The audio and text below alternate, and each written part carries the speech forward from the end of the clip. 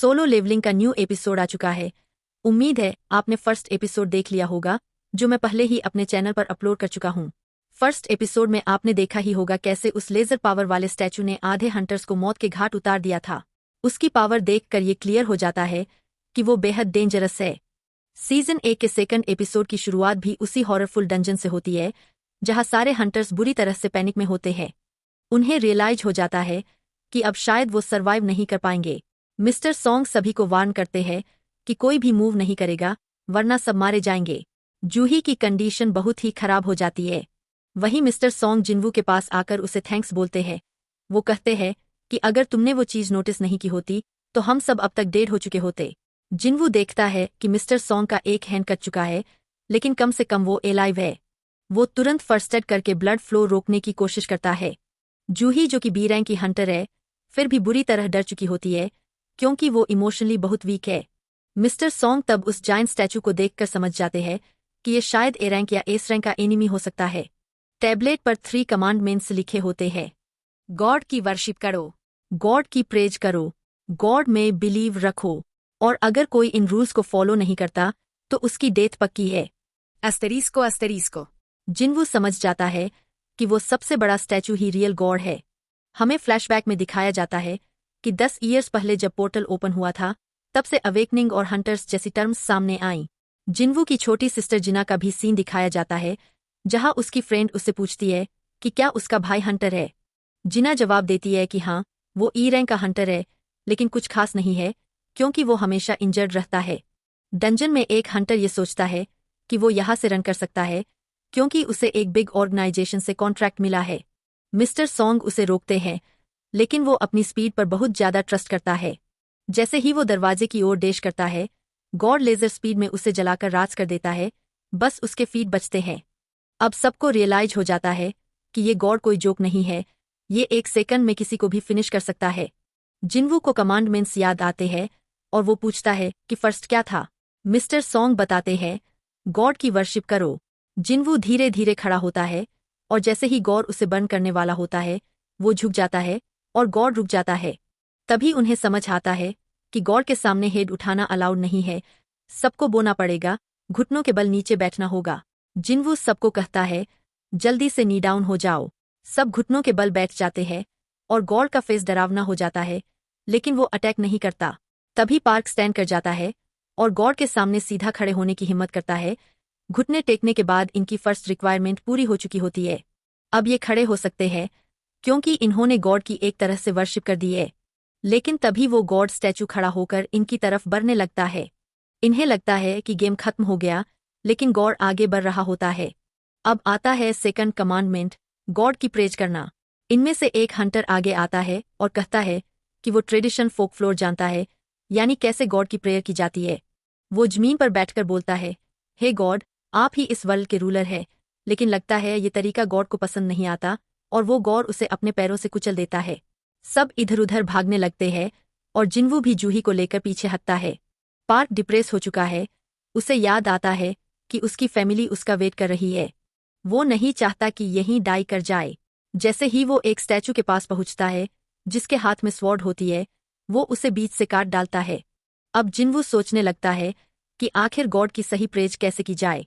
तभी वो नोटिस करता है कि कुछ स्टैचू के हाथ में म्यूजिकल इंस्ट्रूमेंट्स है, ड्रम्स, हार्प वगैरह।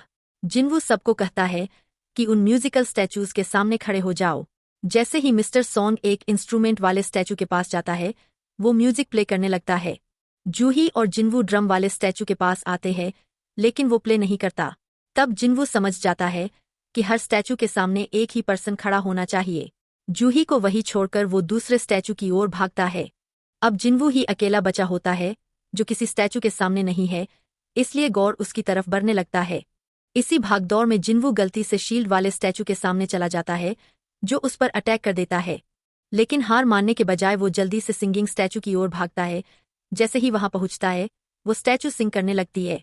यही था असली तरीका, गॉड की ट्रू प्रेज। गॉड स्माइल करना बंद कर देता है और अपनी सीट पर जाकर सिट हो जाता है। अब सब फिर से मूव कर सकते हैं। लेकिन जिन्वू का पैर कट चुका होता है। जूही उसकी हीलिंग की कोशिश करती है और अपनी लिमिट क्रॉस कर देती है। उसके आंख और मुंह से ब्लड निकलने लगता है। अब एक ऐसा मोमेंट आता है जब सभी मिस्टर सॉन्ग को ब्लेम करने लगते हैं, खासकर किम। मिस्टर सॉन्ग अपनी मिस्टेक मानते हैं।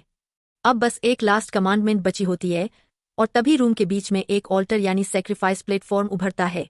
सभी समझ जाते हैं कि शायद गॉड को एक सेक्रीफाइस चाहिए, एक लिविंग सेक्रीफाइस। किम कहता है कि चूंकि मिस्टर सॉन्ग की वजह से ये सब हुआ तो उसी को सेक्रीफाइस बनना चाहिए। मिस्टर सॉन्ग बिना कोई अपोजिशन किए प्लेटफॉर्म की ओर बढ़ते हैं। जैसे ही वो अंदर जाते हैं, एक फ्लेम जल जाती है। जिनवू सोचता है, क्या गॉड को एक लिविंग सेक्रीफाइस चाहिए? वो बाकी 2 हंटर से हेल्प मांगता है कि उसे सपोर्ट करके उस ऑल्टर तक ले चले। उसका एक पैर तो पहले ही कट चुका है। जैसे ही वो वहां पहुंचते हैं, 2 और लाइट्स जल जाती है।